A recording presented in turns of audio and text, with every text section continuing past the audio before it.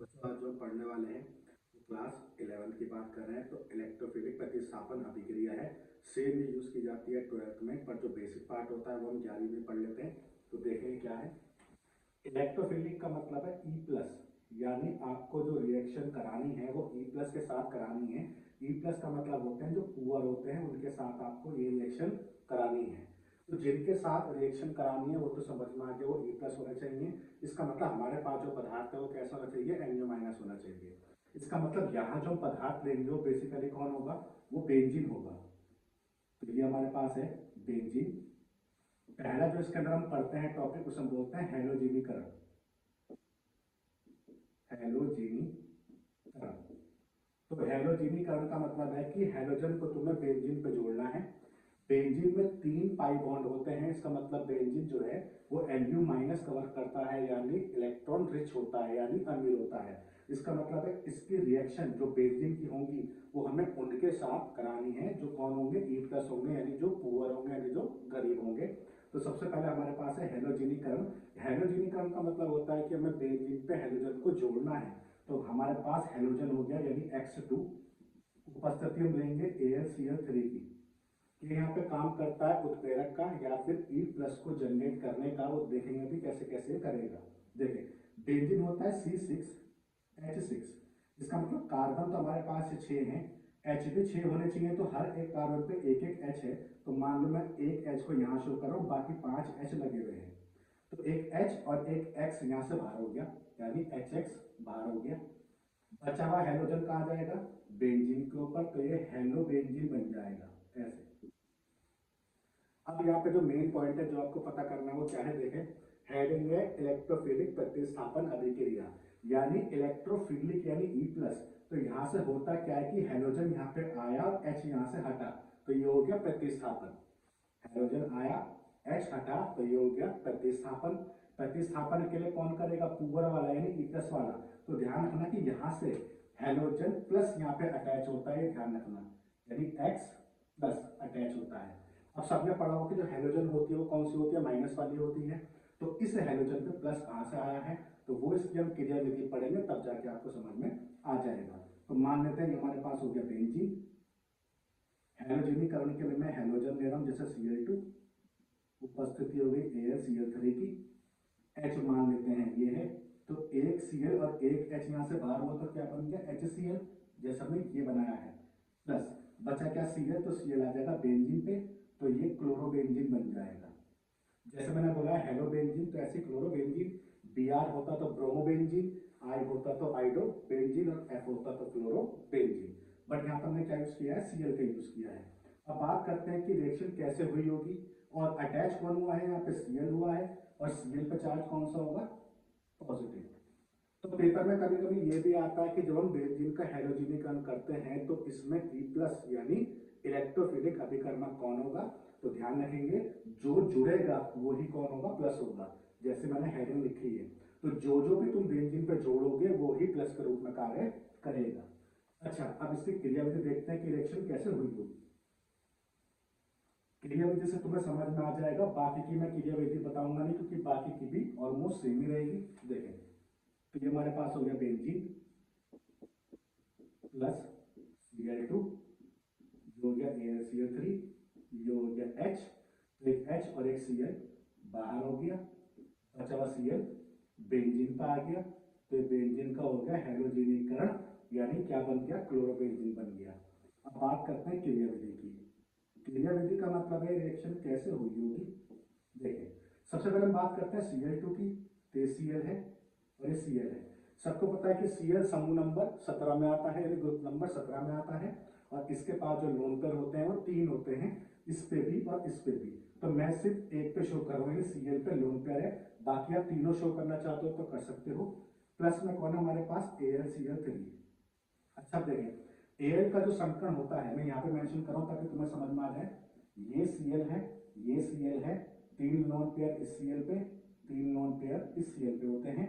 और जो AlCl3 होता है उसमें Al का संकरण होता है sp2। इसका मतलब है इसके पास एक p बॉक्स खाली है। तो जिसके पास p बॉक्स खाली हो, यानी जिसके पास कोई भी कक्षक खाली हो या प्लस का चार्ज हो, उसे हम क्या बोलते हैं, ई प्लस बोलते हैं। जिसके पास भी लोन पेयर होते हैं उसे हम क्या बोलते हैं, Mu माइनस बोलते हैं। इसका मतलब यहाँ भी E प्लस और Mu माइनस का कॉन्सेप्ट चलेगा, ठीक है। देखें तो सबसे पहले क्या हुआ, Cl ने लोन पेयर से इसको अटैक किया क्योंकि इसके पास एक बॉक्स खाली है, तो ये क्या बन गया Cl। इस Cl ने पकड़ा AlCl3 को, तो AlCl3। जो लोन पेयर देता है उस पर चार्ज आता है प्लस, जो लोन पेयर लेता है उस पर चार्ज आता है माइनस। तो बात ठीक है। इसके पास ये लोन पेयर आया है इसलिए फालतू हो गया तो माइनस, इस पर कम हो गया तो प्लस। अब जो बना है Cl प्लस और AlCl3 माइनस। अब सबने पढ़ा है कि हाइड्रोजन पे चार्ज होता है माइनस का, जबकि यहाँ पे हाइड्रोजन पे जो चार्ज है वो कौन सा है, प्लस का है। इसका मतलब ये हाइड्रोजन इस प्लस के चार्ज को उतारने की कोशिश करेगी। देखिए इस बंद को अगर मैं यहाँ से यहाँ शिफ्ट कर दूं तो इस बंद का मतलब है माइनस का चार्ज यहाँ आएगा, माइनस का चार्ज आएगा तो प्लस और माइनस न्यूट्रल हो जाएगा। बचा ये वाला Cl, क्योंकि ये बंद यहाँ से यहाँ मूव कर रहा है तो इस Cl पे कमी आ जाएगी, तो इस Cl पे तो आ गया प्लस का चार्ज। अब ये बंद जब यहाँ से यहाँ गया तो ये माइनस के रूप में गया, तो माइनस और प्लस उदासीन हो गया। ये वाला Cl इससे मिल गया तो ये क्या बन गया, AlCl4। 3 Cl पहले से थे, एक Cl और आ गया, माइनस का चार्ज पहले से था तो ये हो गया। अब जरा ध्यान से देखें तो इस AlCl3 ने Cl प्लस को जनरेट कर दिया, यानी ये E प्लस। इसलिए मैंने आपसे बोला है इलेक्ट्रोफिलिक प्रतिस्थापन जब हम बेदी का करेंगे तो जो भी ग्रुप जुड़ेगा वो प्लस वाला जुड़ेगा। प्लस नहीं है तो उसको प्लस बनाने के लिए कोशिश में हम एरो के ऊपर लिखेंगे ताकि उसका प्लस बन जाए, अगर प्लस नहीं है तो Cl पर माइनस होता है, परंतु इसकी वजह से Cl पे क्या आ गया, प्लस का चार्ज आ गया। अब देखें अब हमारे पास कौन है, बेंजीन। मैंने बोला बेंजीन कौन होता है, बेंजीन होता है Mu माइनस, क्योंकि बेंजीन के पास पाई बॉन्ड होते हैं। और तुम्हारे पास Cl पे प्लस है तो ये कौन हो गया, E पॉजिटिव हो गया। इसका मतलब यहाँ भी क्या चलेगा, यहाँ भी E प्लस और Mu माइनस वाला कार्य चलेगा जो मैंने आपसे बोला है। तो अब होगा क्या कि ये बंद को अगर मैं यहाँ से यहाँ तोड़ता हूँ, इस बंद को यहाँ से यहाँ तोड़ता हूँ तो इस पर माइनस आएगा और इस पे प्लस आएगा। जिसको ये सब चीज नहीं आती है तो प्रीवियस वीडियो जो है मेरी वो देख सकते हैं ताकि आपको समझ में आ जाए। इस बंद को अगर यहाँ तोड़ता हूँ तो यहाँ माइनस और यहाँ प्लस, और इस बंद को अगर यहाँ तोड़ता हूँ तो यहाँ माइनस और यहाँ प्लस आ जाएगा। यानी जिस तरफ बंद को मूव करोगे उस तरफ माइनस आएगा। तो इसका मतलब है इस बंद को अगर मैं यहाँ से यहाँ मूव करता हूँ तो यहाँ माइनस और यहाँ प्लस आ जाएगा। अब देखिए यहाँ जब यहाँ माइनस आएगा तो ये माइनस वाला प्लस को पकड़ लेगा, माइनस वाला प्लस को पकड़ लेगा तो न्यूट्रल यानी उदासीन हो जाएगा। तो इसका मतलब है इस बंद को उठा के मैंने डायरेक्ट यहाँ से यहाँ शिफ्ट किया, जब यहाँ से यहाँ शिफ्ट किया तो दोनों पाई बंद तो ऐसे कैसे रहे। अब इस बंद ने Cl को पकड़ लिया तो Cl हो गया, इस पे प्लस का चार्ज है तो प्लस का चार्ज हो गया। तो आई होप यहाँ तक आपको समझ में आया हो कि हमने क्या किया है। अब बात आती है पहले कौन था, बेंजीन था। बेंजीन जो होता है वो काफी ज्यादा स्थायी होता है क्योंकि बेंजीन के अंदर 3 पाई बंद होते हैं। फिलहाल बेंजीन के अंदर कितने पाई बंद है, 2 पाई बंद है। यानी मैंने इसकी जो स्टेबिलिटी है, जो उसका स्थायित्व है, इसको खराब किया है। तो इसको स्थायित्व प्रदान करने के लिए फिर से एक पाई बंद जो टूटा है वो वापस लाने की कोशिश करेंगे। देखें अब ये जो बना है प्लस का चार्ज, तो ये किस चीज का वर्क करेगा, E प्लस का वर्क करेगा। और हमारे पास ये भी बाकी है तो ये Mu माइनस का वर्क करेगा। Mu माइनस वाले कौन होते हैं, जिनके पास लोन पेयर या माइनस का चार्ज होता है या डबल बॉन्ड होता है। तो इसका मतलब ये हो गया हमारे पास Cl और ये हो गया प्लस का चार्ज। अभी AlCl4 माइनस हमारे पास बाकी है तो AlCl4 माइनस ये हो गया। अच्छा देखिए इसकी बात करते हैं तो इस पोजीशन पे 1 2 3 बंद है तो कार्बन बनाता है कितने बंद, 4 बंद। तो 4 बंद में से हमने क्या किया, ये वाला जो बंद है वो हमने इस साइड दे दिया। जब ये वाला बंद इस साइड दे देंगे तो H के पास कमी आ जाएगी तो ये H प्लस बन जाएगा। ये बंद जब यहाँ से शिफ्ट हुआ तो ये वाली कमी तो पूरी हो गई, तो 3 पाई बंद आ गए वापसी और ये हो गया Cl यानी क्लोरोबेंजीन बन चुका। अब यहाँ पे जब ये बॉन्ड यहाँ से शिफ्ट हो तो H के पास प्लस का चार्ज आया, ये H प्लस यहाँ से Cl माइनस को पकड़ लेगा तो क्या बन जाएगा HCl प्लस, बचा क्या Al और Cl कितने बचे, 4 थे, 4 में से एक तो यहाँ आ गया, 3 रह गए तो बन जाएगा AlCl3। तो आपको दिखाई दे रहा होगा AlCl3 दोबारा यानी वापस से बाहर आ जाता है। तो AlCl3 का काम होता है इस Cl को प्लस बनाने का। और लास्ट में रिएक्शन में अपना बाहर निकल जाता है। इस Cl को यहाँ लगाओ, यहाँ लगाओ, यहाँ लगाओ, यहाँ, वो अपनी इच्छा होती है। ऐसा नहीं है कि Cl यहाँ ऊपर ही होना चाहिए, इस चीज का ध्यान रखेंगे। तो ये क्रियाविधि है किसकी, हैलोजीनीकरण किसका, बेंजीन का। तो इस तरीके से जितने भी ग्रुप हम बेंजीन पर जोड़ेंगे वो सारे प्लस वाले होंगे। तो आई होप ये क्रियाविधि आपको समझ में आई होगी। तो अब जितने भी हम आगे पार्ट पढ़ेंगे उसमें हम क्रियाविधि नहीं करेंगे, बस मैं आपको डायरेक्टली बता दूंगा कि इसमें E प्लस कौन होगा। और शॉर्ट ट्रिक क्या है, शॉर्ट ट्रिक यह है जो जोड़ोगे वो ही E प्लस है। देखिए सेकेंड हम पढ़ते हैं नाइट्रीकरण। नाइट्रीकरण, नाइट्रीकरण का मतलब होता है कि तुम्हें बेंजीन पे NO2 को जोड़ना है, ये शॉर्ट ट्रिक है। ठीक है, बेंजीन पर NO2 को जोड़ना है तो उसको क्या बोलते हैं, नाइट्रीकरण। तो ये हमारे पास हो गया बेंजीन प्लस। नाइट्रीकरण के लिए अगर NO2 जोड़ना है तो हम पदार्थ क्या लेंगे, पदार्थ हम यहाँ पे लेंगे HNO3 सांद्र, और उपस्थिति लेंगे सांद्र H2SO4 की। आई होप यहाँ तक आपको समझ में आया होगा। अब देखें, जब भी कोई चीज मैं जोड़ रहा हूं तो यहाँ से एक H बाहर आ रहा है, इस चीज का ध्यान रखेंगे। जब भी कोई चीज जोड़ रहे हैं तो H बाहर आ रहा है। H कह रहा है मुझे भी कुछ ना कुछ दे दो ताकि मैं भी बाहर निकल जाऊं। H अकेला ऐसे बाहर नहीं जाता, ध्यान रखना। H को भी कोई ना कोई पार्ट चाहिए होता है जिसके साथ वो मिलकर बाहर निकलेगा। देख HNO3 को मैं ऐसे लिख सकता हूं HONO2, तो हो गया HNO3 हो गए। NO2 को मुझे जोड़ना है, बेंजीन पे H है ही, तो जब NO2 को जोड़ूंगा तो H बाहर निकलेगा।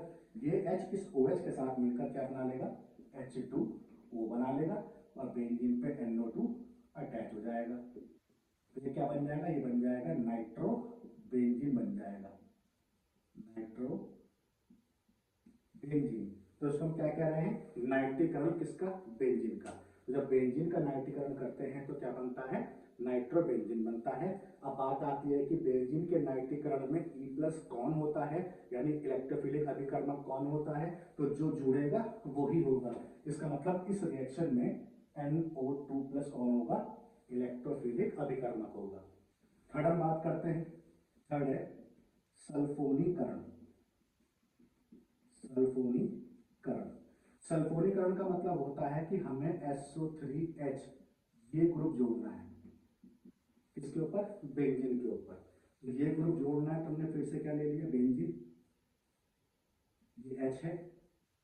रिएक्शन हम करेंगे सांद्र H2SO4 के साथ, यहाँ उपस्थिति किसी की नहीं रहेगी, इस चीज का ध्यान रखेंगे। यानी जैसे इस केस में इसका जरूर ना जरूर कार्य रहा होगा AlCO3 के जैसा, यानी NO2 प्लस बनाने का। तो यहाँ पे H2SO4 अपने आप ही क्या SO3H प्लस बना लेता है। देखिए सांद्र H2SO4 मैंने लिखा है, SO3H मुझे जोड़ना है, तो जब कोई चीज जोड़ूंगा तो H बाहर आएगा और H को भी कुछ ना कुछ चाहिए। तो मैं इस H2SO4 को ऐसे लिख सकता हूँ HOSO3H। अब SO3H अगर जोड़ना है तो जब ये जुड़ेगा तो H बाहर आएगा, H और OH के मिलने से पानी बन जाएगा। तो ये हो गया हमारे पास H2O, और बेंजीन के ऊपर जुड़ गया SO3H। इसको क्या बोलते हैं, इसको बोलते हैं बेंजीन, और SO3H को बोलते हैं सल्फोनिक अम्ल। तो इसका नाम होगा बेंजीन सल्फोनिक अम्ल। तो ध्यान रखना कि इलेक्ट्रोफिलिक प्रतिस्थापन अभिक्रिया में 5 हेडिंग होती हैं। 5 में से पहला में पढ़ा हैलोजनीकरण, दूसरा में पढ़ा नाइट्रीकरण, तीसरा में पढ़ा सल्फोनीकरण। अब 2 रह गए हैं, उसे भी देख लेते हैं। और ध्यान रखना ये 12th में भी आता है, इसलिए इंपॉर्टेंट है। फोर्थ हमारे पास है फ्रीडल क्राफ्ट एल्कीलीकरण। फ्रीडल क्राफ्ट एल्कीलीकरण। अच्छा देखें, फ्रीडल क्राफ्ट तो साइंटिस्ट का नेम हो गया, बचा क्या, एल्कीलीकरण। तो ये जो एल्क है इसका मतलब है एल्किल समूह में जोड़ना है, यानी एल्किल समूह को हम शो करते हैं किससे, R से। तो R को हमें जोड़ना है, ध्यान रखना। एल्कीलीकरण का मतलब है एल्किल समूह को जोड़ना है, और एल्किल समूह कौन होता है, R होता है। जब ये जोड़ेंगे तो H बाहर आएगा बेंजीन से, इसका मतलब है H को भी कुछ ना कुछ चाहिए। तो रिएक्शन किसके साथ करेंगे, देखिए बेंजीन ये H, रिएक्शन हम करेंगे RX के साथ, उपस्थिति लेंगे AlCl3 की, इसका भी काम हो रहेगा जो मैंने आपको बोला है, ठीक है। जब ये एल्किलीकरण करेंगे तो R जुड़ेगा, R जुड़ेगा तो H बाहर आएगा, यानी H और X बाहर हो जाएगा और बेंजीन के ऊपर कौन आ जाएगा, R आ जाएगा, यानी क्या बन गया, एल्किल बेंजीन बन गया, एल्किल बेंजीन। अब R क्योंकि इस पे जुड़ रहा है, इसका मतलब इस अभिक्रिया में इलेक्ट्रोफिलिक अभिकर्मक कौन होगा, R प्लस होगा। एग्जाम्पल के लिए देखें, ये बेंजीन H हो गया, R मान लेते हैं CH3 है, X मान लेते हैं Cl है, ये हो गया AlCl3, CH3 अटैच हुआ तो H बाहर आया, H ने Cl को पकड़ लिया तो HCl बन गया, और यहाँ पे बेंजीन के ऊपर कौन अटैच हो गया, CH3 अटैच हो गया। तो इसका हम बोल सकते हैं मिथाइल बेंजीन। तो मिथाइल बेंजीन के अलावा इसका फेमस नाम है, वो क्या है, टॉलुइन नाम है। तो टॉलुइन बनाने की विधि होती है, ये ध्यान रखना। तो ये था फ्रीडल क्राफ्ट एल्किलीकरण। इसके बाद हमारे पास आता है पांचवा। हाँ, पांचवे से पहले ध्यान रखना कि इस अभिक्रिया में जो इलेक्ट्रोफिलिक अभिकर्मक है वो कौन है, CH3 प्लस है, ध्यान रखना क्योंकि ये जुड़ रहा है। यहाँ पे हम C2H5 का यूज कर सकते हैं क्योंकि R को हम बोलते हैं एल्किल समूह, और एल्किल समूह आपने पढ़े ही होंगे, तो उस चीज का ध्यान रखना। लास्ट जो हमारे पास है पांचवा, वो है फ्रीडल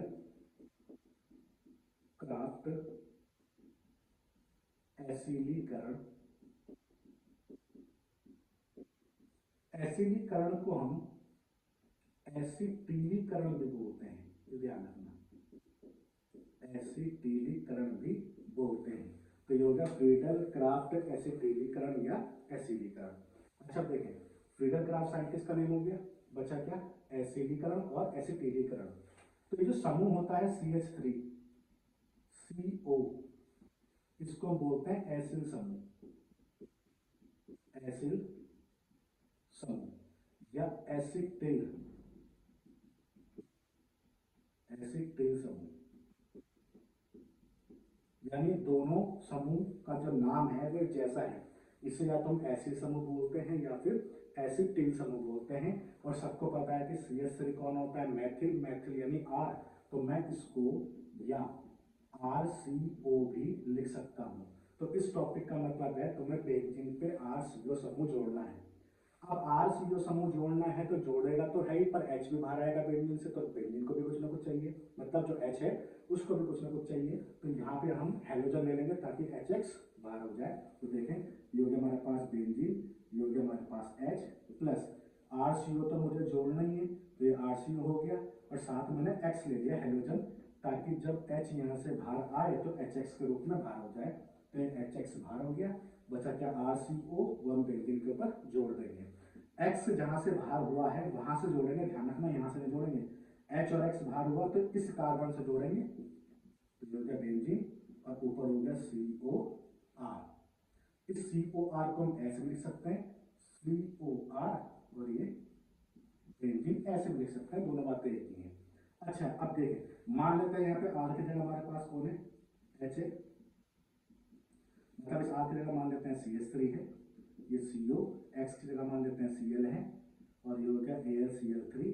तो अटैच होने वाला ग्रुप कौन सा है, CH3CO, इसको हम जोड़ेंगे तो H बाहर आएगा, H और Cl बाहर हो जाएगा, बचा क्या, बचा बेंजीन के ऊपर COCH3, बेंजीन के ऊपर COCH3। इस पूरे ग्रुप को हम बोलते हैं एसिटोफिनोन, एसिटोफिनोन। तो आई थिंक यहाँ तक आपको समझ में आया होगा। अब यहाँ से एक बात तुम्हें ध्यान रखनी है क्या, कि RCO ग्रुप को जोड़ने के लिए हमारे पास दो समूह हैं, या तो RCOX ले सकते हैं, और ये नहीं लेते हैं तो फिर हमारे पास दूसरा केस भी है। देखें,